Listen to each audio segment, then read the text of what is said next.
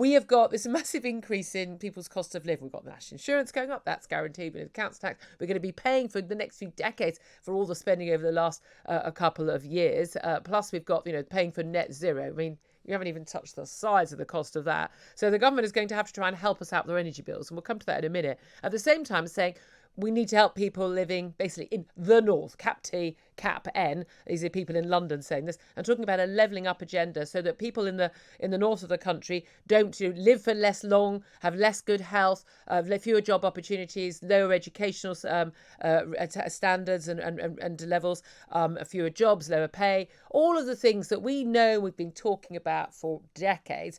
This is the big opportunity. This is the levelling up agenda that is going to make the difference. First of all, do you understand what it is? And second of all, do you think it's going to achieve anything?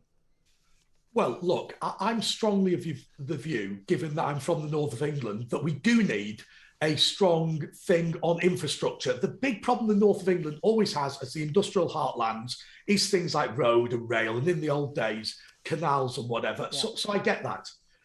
The big problem that we've got in terms of the levelling up agenda, and I don't mean to be rude, is the fact that we've levelled down as a result of the lockdowns. We've levelled down as a result of educational inequality. We've levelled down in terms of the fact that the gap between rich and poor has become bigger and bigger as middle-class people have baked banana bread and working-class people have genuinely struggled during the lockdown. Now, I don't disagree with the levelling up agenda, but I will tell you, whilst the Conservative Party is still considering a major hike on national insurance that's going to cost jobs and going to be hugely damaging to the economy, I just think it feels very hollow. But I'll tell you something else that I get annoyed about as somebody who's from the north of England.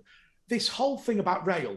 Look, the north needs a better rail and road infrastructure. Yeah. But the fact that we're spending all this money on HS2, which has nothing to do with the north of England, it's merely about reducing congestion south of Birmingham. And that's fine if you want to tear up Buckinghamshire and do that. But actually, why should we have our pot of money spent on this, which got nothing to do with us? Yeah, again, exactly. There are millions of things that need to be done and billions of pounds that need to be spent. But I yet to meet anyone sane who thinks that is the best use of that money. As we've talked about 1,000 times on this show, what you want is actually the east-west links between the great northern cities and east and west Midlands, rather than worrying about whether you can get to London 20 minutes quicker. Again, always so London-centric, which we always try not to be in this show, even though, I'm sitting in the heart of London right now. I'm very, very aware of this. Now, Michael Gove has written this 350-page white paper. It's what's interesting is it's not just about practicalities, like this is what we're going to do, or about money. It's about a philosophy behind cities. It's about sort of more autonomy. We're told this is the Prime Minister's defining mission. This is about a shift of power as well as cash, greater independence for towns and cities, improving infrastructure, research and development, schools, quality of life. This is about people in the north of the country living longer. I mean, it's that basic. Basically, if you live in the richest part of the south, you live. I think the worst comparison is 14 years longer than someone living in the poorest part of the north. I mean, these are staggering figures. It's about technology. It's about broadband. There is a lot that needs to be done. This is incredibly worthwhile. This will not only improve the lives of people living in the poorer, more disadvantaged towns and cities across the north of this country. This will improve everyone's lives. I mean, one of the things that Michael Gove is saying today is that we are a country that is basically operating like a jet on one engine, and that we need to make sure that everyone is skilled and everyone's got infrastructure around them and the broadband and the training to make the best out of their lives. And I mean, what's not to agree with there? Yes, 100%. The question is this going to achieve it? Is another layer of bureaucracy and political appointees or elected political people in local mayors, is that going to achieve it? Is there enough cash to achieve it? Apparently, we are not talking about very much new cash at all. And if you are talking about infrastructure spending, I'm afraid you are looking at tens of billions of pounds if you want to make a difference. Yeah, look, there's a couple of things to say about that. But let me say one thing. I think the coronavirus lockdown, the pandemic, has proved that local autonomy and devolution is a complete disaster for this country. We've seen in Greater Manchester, we've seen in Scotland, we've seen in Wales, and we've seen in Northern Ireland, a race to the bottom, the most draconian lockdown, more draconian than Drakeford goes Sturgeon. I think it's a mess. Let me tell you something. People in the north are not stupid. All they need is a very simple thing. Tax cuts, less regulation, a greater ability to set up their own businesses, better school standards, which nobody has the guts to talk about, and a few railway lines. You know, all of this. Let people get on with themselves. So that's the thing. I'm not very sure of the idea that, you know, you create all this wealth by government spending.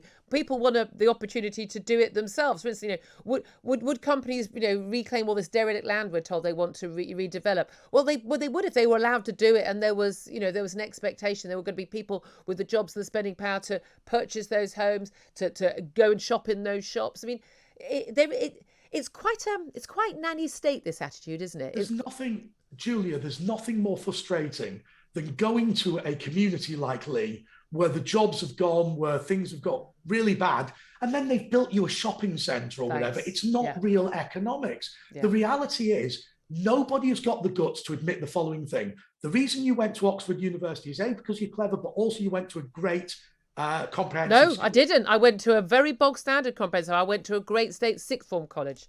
And that's why that is why I am so aware of the difference in the schooling and it's expectations as well. There are some amazing, incredible state schools dotted around the country which are achieving incredible things with kids who want free school meals, who are living in high-rise blocks.